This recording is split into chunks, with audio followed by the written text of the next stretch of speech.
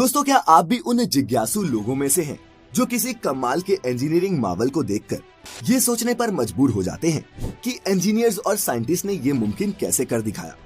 अगर हाँ, तो पानी पर बने ये शानदार पुल तो आपका ध्यान पक्का ही खींचते होंगे।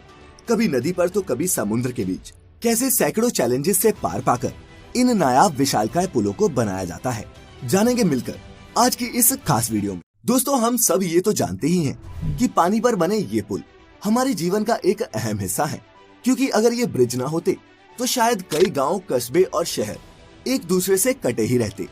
इन ब्रिजेस की मदद से हम पानी के ऊपर से निकलकर अपना समय और ईंधन दोनों ही बचा लेते हैं।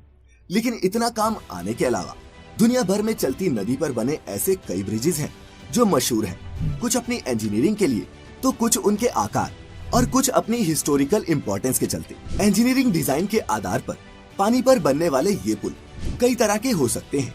किसी भी ब्रिज का निर्माण जगह के आधार पर किया जाता है। एक प्रकार का ब्रिज सभी जगह बनाना संभव नहीं, इसीलिए ब्रिज भी जगह के आधार पर ही बनाए जाते हैं। Beam bridge, suspension bridge, arch bridge आदि ये कुछ टाइप्स हैं पानी पर बनने वाले इन पुलों के।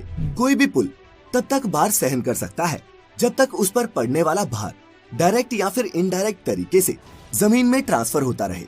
एक ब्रिज पर लाखों टन का भार हो सकता है, लेकिन वह फिर भी मजबूती से खड़ा रहता है, क्योंकि सारा भार खंभों पर टिका होता है और खंभों से होता हुआ जमीन में चला जाता है, जिससे ब्रिज को कोई नुकसान नहीं होता। लेकिन दोस्तों, पानी पर बनने वाले किसी भी ब्रिज की सबसे बड़ी चुनौतियों में उसकी फाउंडेशन बनाना ही होता है, और पानी जितना गहरा हो ये चैलेंज भी उतना ही बड़ा होता है। फाउंडेशन मजबूत होना बहुत ज्यादा जरूरी है, क्योंकि आखिर ये पिलर्स ही तो होते हैं जिनके दम पर इस ब्रिज को स्थिर रखा जाता है। तो कैसे की जाती है इस फाउंडेशन को बनाने की शुरुआत, आइए समझते हैं। तेज बहाव वाले नदियों के ऊपर पिलर खड़ा करने के लिए इंजीनियर सबसे पहले एक स्ट्रक्चर बनाते हैं, और उसको बनाते समय पानी की अधिकतम और न्यूनतम गहराई, पानी के बहाव की गति, पानी के नीचे की मिट्टी, पुल का भार, पुल पर चलने वाले वाहनों का भार आदि बारीक से बारीक चीजों का हिसाब रखा जाता है।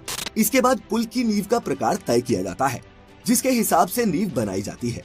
इस नींव को कॉफर डैम कहते हैं। पिलर बनाने के तरीके के हिसाब से कभी कॉफर डैम का स्ट्रक्चर सर्कल में होता है तो कभी स्क्वायर में।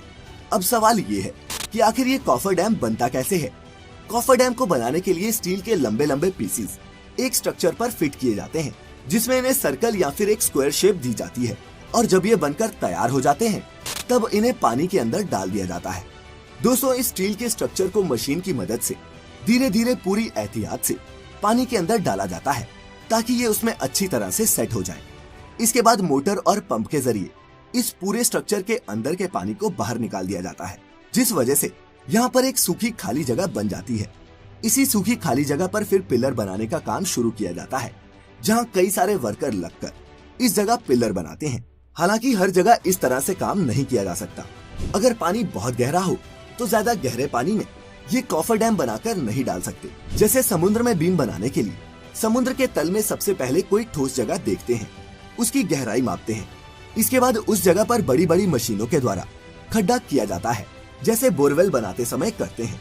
फिर उस बोरवेल में स्टील या फिर लोहे के मोटे पाइप डाले जाते हैं। फिर पाइप के अंदर का सारा पानी बाहर निकाला जाता है, जिसके बाद उस पाइप में सीमेंट और कंक्रीट का मिक्सचर भरा जाता है। जरूरत के हिसाब से एक से ज्यादा खंभे तैयार करके आपस में जोड़ भी सकते हैं, जिससे एक मजबूत खंभा तैयार हो जाता है। जैसे जैसे खंभे बनते जाते हैं वैसे वैसे उनके ऊपर रोड भी तैयार की जाती है।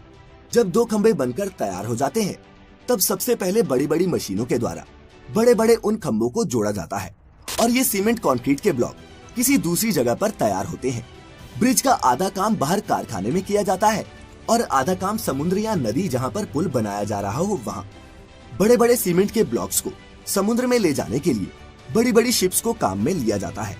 वहाँ पहुँचने के बाद क्रेन के द्वारा इन ब्लॉक्स को ऊपर उठाया जाता है और फिर स्टेप बाय स्टेप ब्रिज का निर्माण किया जाता है। वहीं दोस्तों, कई सिचुएशंस में फ्लोटिंग कॉफर डैम्स भी बनाए जाते हैं, जिसमें या तो उसके नीचे कुछ ऐसी मशीनें फिट कर दी जाती हैं जो पानी के ऊपर तैरती रहती हैं, या फिर जहाज की मदद से इन्हें एक जगह से दूसरी जगह ले जाया जाता है, जिसके बाद इन्हें रोटेट करके पानी के अंदर डाल दिया जाता है। दोस्तों, इस पूरी प्रक्रिया में काफी समय लगता है और ये काम थोड़ा खतरनाक भी होता है। लेकिन दोस्तों, जितने भी लोग इस तरह के काम में लगे होते हैं वो काफी प्रोफेशनल होते हैं, चाहे वो वर्कर हो या फिर इंजीनियर्स। सभी को इन कामों का काफी अनुभव होता है, जिसके बाद ही उन्हें ऐसे जटिल प्रोजेक्ट्स पर काम करने के लिए भेजा जाता है। क्योंकि अगर ये ब्रिज किसी नौसिखिए द्वारा बनाए जाएं, तो उसका खामियाजा कई लोगों की मौत से भुगतना पड़ सकता है। अब हमारे अपने ही देश के मुंबई शहर में स्थित बांद्रा वर्ली सी लिंक को ही ले लीजिए। इस 5.6 किलोमीटर लंबे स्टील के स्ट्रक्चर को इंजीनियरिंग का बेहतरीन नमूना कहा जाता है, लेकिन पानी के ऊपर इसे बनाना आसान नहीं था। ये एक बहुत ही लंबा और चुनौती भरा सफर था, जिसे 11 सालों की अथक मेहनत और लगभग 1.25 लाख करोड़ के खर्च के बाद हमारे इंजीनियर्स ने पूरा कर दिखाया। तो दोस्तों, अब तक तो आप समझ ही चुके होंगे कि इस तरह के ब्रिज बनाने में इतने पैसे क्यों खर्च होते हैं। ऐसे में ब्रिज बनाने में खर्च के साथ साथ काफी समय भी लग जाता है, लेकिन इसके बावजूद भी कई बार ब्रिज फेल हो जाते हैं। इस चीज से बचने के लिए प्रॉपर तरीके से ब्रिज बनाना बहुत जरूरी होता है।